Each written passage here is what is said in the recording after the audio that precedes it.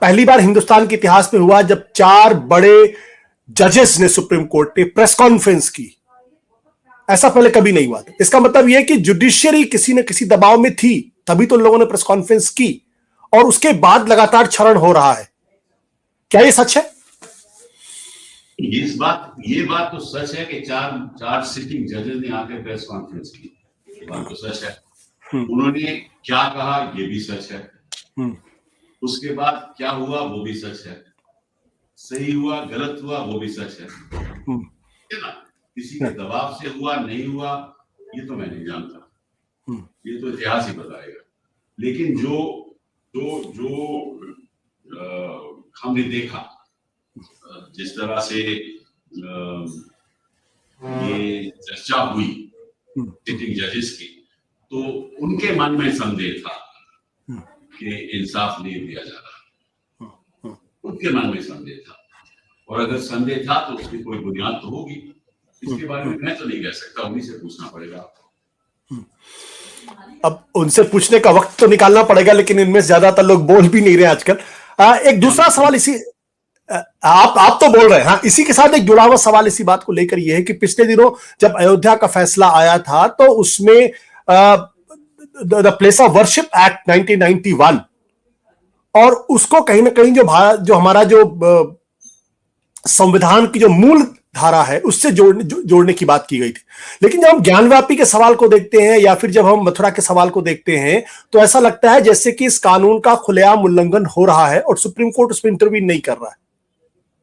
क्या इस राय से सब तीन ऐसे फैसले हैं सुप्रीम कोर्ट के जिसमें ये लिखा गया है, सुप्रीम कोर्ट ने लिखा है कि भाई प्लेस ऑफ वर्शिप एक्ट का सम्मान करना नहीं हो रहा, तो जिसने याचिका डाली कहना चाहिए सुप्रीम कोर्ट के ये फैसले हैं और इनका उल्लंघन नहीं होना चाहिए। बट सुप्रीम कोर्ट ने अगर खुद ये कहा हो कि the ascertainment of the religious character of a structure, ये जो है वो इस कानून के इस धारे से नहीं होता है, और उसकी आड़ लेकर अगर आप देखें तो जिस तरीके से ज्ञानवापी मस्जिद में परमिशन दी गई, फिर वहां पे पूजा की अनुमति दी गई, वो सारी चीजें हुई। मामला तो कोर्ट में भी चल रहा है ना, उसका फैसला तो होगा, मैटर पेंडिंग है और मैं उसका वकील नहीं हूँ। लेकिन इतना जरूर कहूंगा कि 3 सुप्रीम कोर्ट के फैसले तो कहते हैं कि जो प्लेसेस ऑफ वर्शिप एक्ट है उसका सम्मान होना चाहिए, और बाकी जो जगहें हैं उन पर कोई ऐसा विवाद नहीं होना चाहिए। कोर्ट ने कहा है, अब ये सुप्रीम कोर्ट इसको देखेगी फिर फैसला करेगी। सिमल साहब, आपको लगता है कि सुप्रीम कोर्ट या हमारी जो न्यायपालिका है वो लिबर्टी के पक्ष में खड़ी हो रही? कभी कभार तो होती है, कभी कभार नहीं होती। जब आप कहते हैं कभी कभार होती है तो फिर आदमी कहां जाएगा, वो खड़ी ना उनके साथ में? तो कई बार अर्नब गोस्वामी के मैटर में खड़ी होती है, मुकुल शर्मा के मैटर में खड़ी होती है, ऐसी क्या बात है? तो अच्छी बात है, खड़ा होना चाहिए। कुछ मामलों में नहीं खड़ी होती। हेमंत सोरेन के मामले में तो नहीं खड़ी होती है। हेमंत सोरेन के मामले में तो उन्होंने सुना ही नहीं ना, खड़े होने की बात है, उन्होंने सुना ही नहीं। तो ये तो द्वैत हुआ ना, फिर इसका मतलब है कि एक सेम यार्डस्टिक नहीं है सुप्रीम कोर्ट के पास। तो देखिए ऐसा है ना, सेम यार्डस्टिक, और देखिए कोई कोर्ट की सेम यार्डस्टिक हो ही नहीं सकती। कानून की कोई सेम यार्डस्टिक हो ही नहीं सकती। कानून के संदर्भ में एक प्रिंसिपल्स ले डाउन होते हैं, नीतियां ले डाउन होती है, ठीक है ना, आधार पे कोर्ट को चलना चाहिए। कई बार कोर्ट को लगता है कि इस केस में हम सुनना नहीं चाहते, इस केस में सुनना चाहते हैं, इसके बारे में मैं क्या कह सकता हूँ? मैं तो इतना ही कहूंगा कि हमें सुन लेते तो अच्छा होता, शायद हमें भी कोई राहत देते। आपने नहीं सुना तो आपने कहा हम हाईकोर्ट चले जाएंगे, हम हाईकोर्ट चले गए। लेकिन मैं समझता हूँ कि हेमंत सोरेन के साथ बहुत अन्याय हुआ। मैं तो उनका वकील हूँ, तो मेरे नजरिए से अन्याय हुआ है। हमें कोर्ट के ऊपर कोई ऐसा आरोप नहीं लगा रहा। अन्याय हुआ है तो हम न्याय की लड़ाई लड़ेंगे। लेकिन अगर सुप्रीम कोर्ट से अगर निराशा मिले तो आदमी कहां जाएगा? और मैं सिब्बल साहब, मैंने आपका पूरा बयान देखा था और उसमें मुझे कहीं ना कहीं लगता है कि आपके मन में ये तकलीफ थी कि हम कहां जाएं। इतना बड़ा वाकया हो गया, एक सिटिंग चीफ मिनिस्टर को इस तरीके से अरेस्ट कर लिया गया, हम सुप्रीम कोर्ट जाते हैं, सुप्रीम कोर्ट सुनने के लिए तैयार होता है, फिर अगले दिन वो कहता है कि आप हाई कोर्ट चले जाइए। तो फिर एक आम आदमी कहां जाए रेमेडी के लिए, लीगल रेमेडी के लिए कहां जाएगा? वो कहते हैं हाई कोर्ट जाओ, हम कहते हैं नहीं सुप्रीम कोर्ट को सुनना चाहिए ऐसे मामले में, लोग कहते हैं हाई कोर्ट जाए। उन्होंने बता दिया रास्ता हमें हाई कोर्ट जाने का। मैं समझता हूँ हाई कोर्ट जाएंगे और उसमें जो तब तक गिरफ्तार हो गया वो, अब गिरफ्तार हो गया उसके ऊपर गलत आरोप लगाया जाएगा, मुझे मालूम है, क्योंकि उनके पास कोई एविडेंस है ही नहीं। तो मैं जानता हूँ कि ईडी जो इस समय है वो हिंदुस्तान में अगर किसी को रब का दर्जा दिया जाए वो ईडी को देना चाहिए। वो हमारे लिए रब है, भगवान है। और ईडी कुछ भी कर सकती है, किसी को भी अंदर कर सकती है, उसके लिए हम लड़ाई रोज लड़ते हैं। हम कहते हैं कि ये फैसला गलत था, पीएमएलए का फैसला गलत था, आज भी कहते हैं, कोर्ट में भी कहते हैं, कोर्ट के बाहर भी कहते हैं और कहते रहेंगे जब तक हम इस फैसले को रद्द नहीं करके रखा। बट सिब्बल साहब, कहीं ना कहीं सवाल तो खड़ा होगा ना कि अर्नब गोस्वामी के मामले में तो सुप्रीम कोर्ट फौरन सुनवाई करता है, रिलीफ भी दे देता है, दूसरे मामलों में नहीं देता है। सवाल तो पूछेंगे लोग।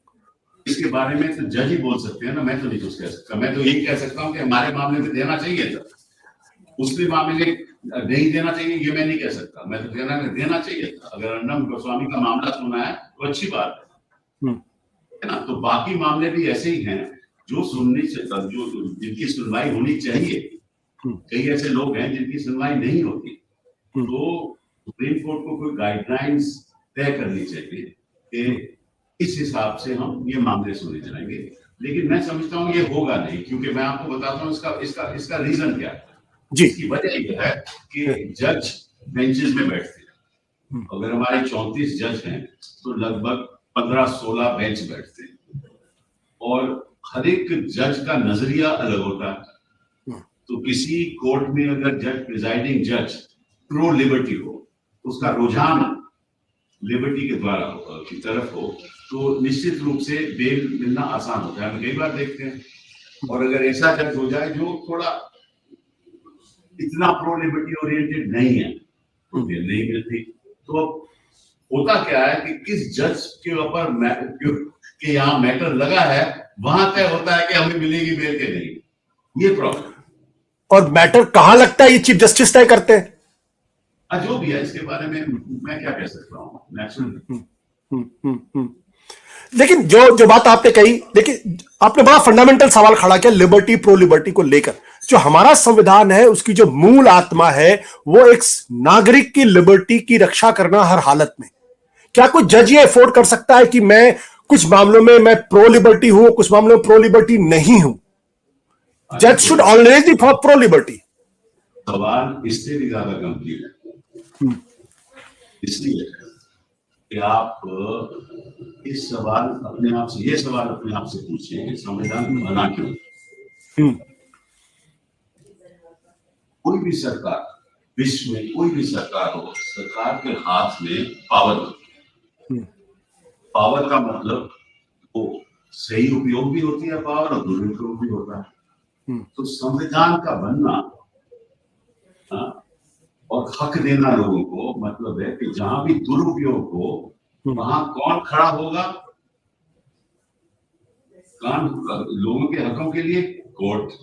और तो खड़ा हो नहीं कोई सकता। मैं तो सरकार को कह नहीं सकता कि तुमने गलत किया, ये तो कोर्ट ही कहेगी ना जी। तो कोर्ट बने ही इसलिए हैं।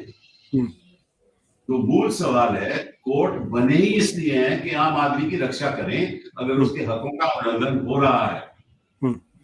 और हर जज को ये जानना चाहिए कि मैं जनता के लिए यहां हूं, सरकार के लिए नहीं। तक ये मूल बात जज नहीं समझेगा तो अन्याय होगा ही होगा। सत्य हिंदी का ऐप डाउनलोड करें गूगल प्ले स्टोर पर।